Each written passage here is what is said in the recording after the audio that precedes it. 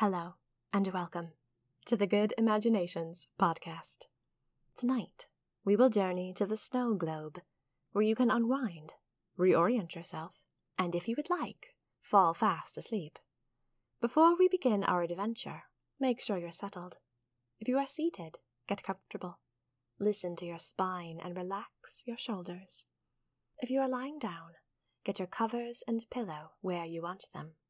Create your nest. Very good. Now, take 3 deep breaths with me in preparation for the journey ahead. Let go of your day and travel to a vacation for your mind.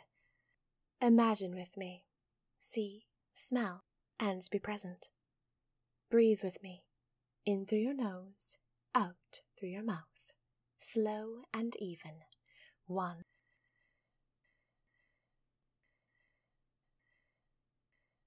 2,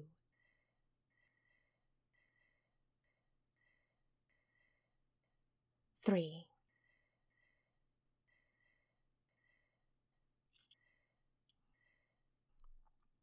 'Very good. Now, shut your eyes, and let's drift off to the site of tonight's adventure.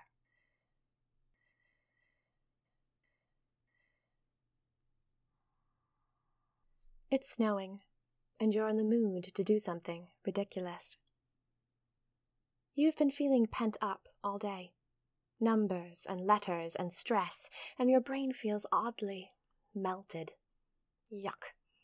You feel a pent-up energy, a desperation to just be free, to get out of your head.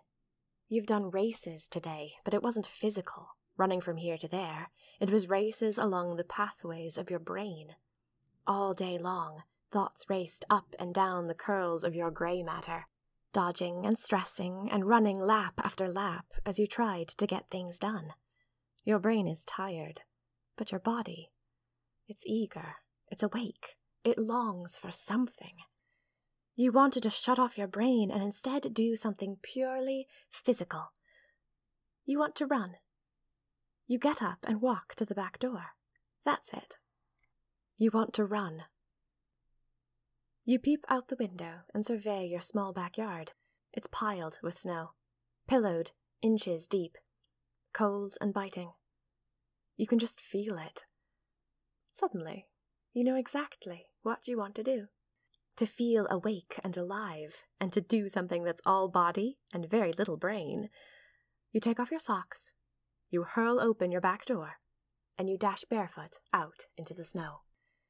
You've never done anything like this before, and you find it strangely exhilarating. You feel like you've never experienced snow, not fully, until this moment. Normally you're padded to death in boots and socks and mittens and a coat. It's like experiencing the rich, scratchy texture of a sandy beach, enjoying the splash of cool, salty waves against your toes. Perhaps there's truly something to be said for dashing barefoot into nature, experiencing it toe to toe. You love the feeling of the snow against your feet. Oh, it's cold, but you're running, you're flying, reckless and free across the pillowed ground. You love the way each feathery flake sinks under your weight. It's like ice and cotton candy and a cloud, in a way, all at once. It has such a wonderful texture, thrilling, like a stress ball to dig your feet into. You had no idea snow had such a wonderful feel. You've never experienced it fully before, you think. Never like this. Of course, it's freezing cold, so you won't be out for more than a minute. A dash to the back fence, a dash to the back door, that's all you'll do. When you turn around to run for your warm floors, however, your house is gone. Instead, you are surrounded by nothing but pure, dazzling snow on all sides. Where your house used to be stands the only structure for miles. A sphere made of ice, glittering in the sun. Is running barefoot through the snow some sort of magic spell? You would stand there forever, staring at the ice sphere in wonder, but your feet are cold, and you left your shoes in your house. You dash up to the icy globe, and you realize it's a hut. Inside are plush red carpets and a crackling fire, and several plants. You are done questioning this. You just want to stand on the red carpet. You realize there is a doorknob in the ice, and you tug it. Instantly, a part of the globe opens up, like a music box door, light and effortless. You step inside, and it is so warm. You glance at the walls, but there isn't even condensation. Some sort of spell must be keeping it from melting. You feel invigorated from head to foot, and it's so nice to be somewhere warm. You shut the door and step further inside, tiptoeing down the red carpet. The snow globe has hallways in the shape of a plus sign, and you're standing on the top. The corners of the plus sign are rooms, and you can see that each edge of the hallways has a scene set up in it. Across from you is a wooden table with bread, cheese, and clay jars of jam. A small banner says, "Welcome, traveler." You hurry to the center of the plus sign and look around the corners. You are alone. The snow globe is quite small, so sharing it with someone else might have been a bit cramped. Besides, you feel the need to be alone right now, in this moment. You have a strange feeling, like your desire to simply run and experience for experience's sake. Well, you feel like it vaulted you into something new. You want to bask in that. It's almost a shy experience, and you're glad you're alone. You look left and right at the scenes around you. To your left is a bookshelf covered in ruffled old books, as well as some shelves piled with wooden games and puzzles. To your right is a large plant with umbrella-like leaves, a large ice window looking out on the snow, a fuzzy red rug, a fireplace, and a trio of red armchairs.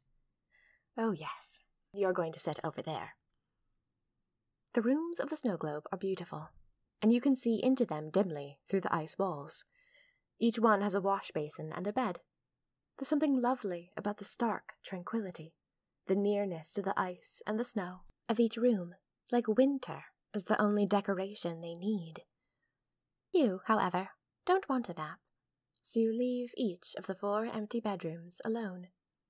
Instead, you settle down on the red armchair nearest to the fire, and you bask in the throbbing glow. The armchair is soft, silky. It has a high back, like something Victorian, and the fireplace has an ornate iron grate. You feel like someone has dropped the pieces of a cozy Victorian conservatory right here. Here is a plant, lush furniture, and small silk pillows, and there's an aura of adventure about everything, like this chair once belonged to Phineas Fogg. You stare up at the top of the dome, and you admire the crackle of sun inside the ice, a pattern like lightning. To your left, you can see out on the wintry scene, and suddenly a polar bear wanders into view. You're not worried about getting home. You know that you'll get home by magic as soon as you want to go back, but for now, you want to stay.